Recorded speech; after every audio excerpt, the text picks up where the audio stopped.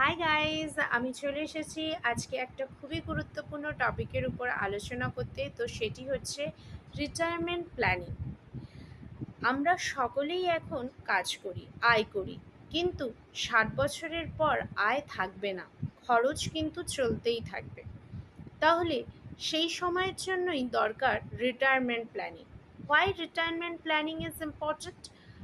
আয়ের উৎস বন্ধ হয়ে যাবে কিন্তু খরচ কমবে না।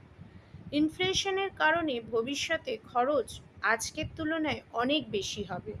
মেডিকেল খরচ বয়সের সাথে সাথে বাড়বে, তাই এখন থেকেই প্ল্যানিং শুরু করতে হবে। How to plan for retirement? Start early. যত তাড়াতাড়ি শুরু করবেন তত বেশি কম্পাউন্ডিংয়ের সুবিধা পাবেন।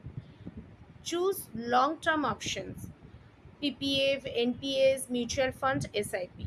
ক্যালকুলেট ফিউচার নিডস, মাসিক খরচ প্লাস ইনফ্লেশন মিলিয়ে হিসেব করবেন। সেপারেট রিটায়ারমেন্ট ফান্ড, অন্য খরচের সাথে মিশিয়ে ফেলবেন না। ইন্স্যুরেন্স প্লাস হেলথ কভার, ভবিষ্যতের জন্য সিকিউরিটি। রিটায়ারমেন্ট প্ল্যানিং মানে শুধু টাকার প্ল্যান নয়, বরং শান্তিময় ভবিষ্যৎ নিশ্চিত করা। এখন থেকেই আলাদা ফান্ড তৈরি করুন। শেষে বলবো, আপনি কি রিটায়ারমেন্ট ফান্ড শুরু করেছেন? তাহলে অবশ্যই কমেন্ট করতে ভুলবেন না। যদি ভিডিওটি ভালো লেগে থাকে তাহলে অবশ্যই লাইক, শেয়ার, সাবস্ক্রাইব করতে ভুলবেন না।